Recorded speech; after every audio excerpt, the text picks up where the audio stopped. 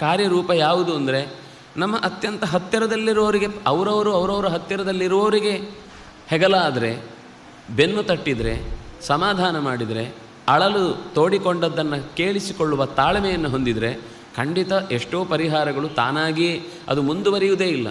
ಕೆಲವೊಮ್ಮೆ ಈ ಯಾವುದು ತಾಳ್ಮೆ ಇಲ್ಲದೆ ಹೋಗುವುದು ಅಥವಾ ನಮ್ಮ ಸುತ್ತ ಇದ್ದವರನ್ನು ತುಂಬ ಗೋಳು ಹೊಯ್ಕೊಳ್ಳೋದು, ಇಂಥ ದುಸ್ಥಿತಿಯಿಂದಲೇ ಅದು ಇನ್ನೂ ಕ್ರಿಟಿಕಲ್ ಸ್ಟೇಜಿಗೆ ಹೋಗಿ ಇನ್ನೂ ದೊಡ್ಡ ಅಪಾಯಕ್ಕೆ ಕಾರಣ ಆಗುತ್ತೆ.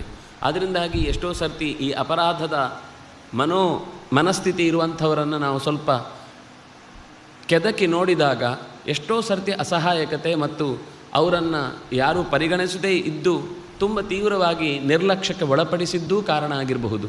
ಅದರಿಂದಾಗಿ ಇದೆಲ್ಲವನ್ನು ನಾವು ಮನಸ್ಸಿನಲ್ಲಿಟ್ಟುಕೊಂಡು ಇದು ಒಬ್ಬ ಕುಟುಂಬದವನಾಗಿ, ಇಲ್ಲಿದ್ದಕ್ಕೆ ರಾಜನಾಗಿರಬೇಕು, ಮಂತ್ರಿ ಆಗಿರಬೇಕು, ಈ ಸೇವೆ ಮಾಡಲಿಕ್ಕೆ ಯಾರೂ ಕೂಡ ಎಲ್ಲಿಯೂ ಎಂಥ ದೊಡ್ಡ ಪೋಸ್ಟ್ನಲ್ಲಿ ಇರಬೇಕಾಗಿಲ್ಲ. ಮನುಷ್ಯನಾಗಿದ್ದರೆ ಸಾಕು, ಮನಸ್ಥಿತಿ ಚೆನ್ನಾಗಿದ್ದರೆ ಸಾಕು, ಸುತ್ತ ಇದ್ದವರ ಕಷ್ಟವನ್ನು ಕಾಣುವ ಕಣ್ಣಿದ್ದರೆ ಸಾಕು.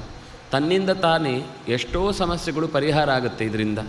ಹಾಗೆ ಲಕ್ಷ್ಮಣನ ಬಗ್ಗೆ ರಾಮ ಅನುನಯಿಸಿ, ಹೆದರಬೇಡ, ಈಗಲೇ ನೀನೊಂದು ಬದಿಯಿಂದ ನಾನೊಂದು ಬದಿಯಿಂದ ಎರಡು ತೋಳುಗಳನ್ನು ಕತ್ತರಿಸಿದರೆ ಸರಿ ಅಂತ ಇಬ್ಬರೂ ಸರಿಯಾದ ರೀತಿಯಲ್ಲಿ ದೇಶ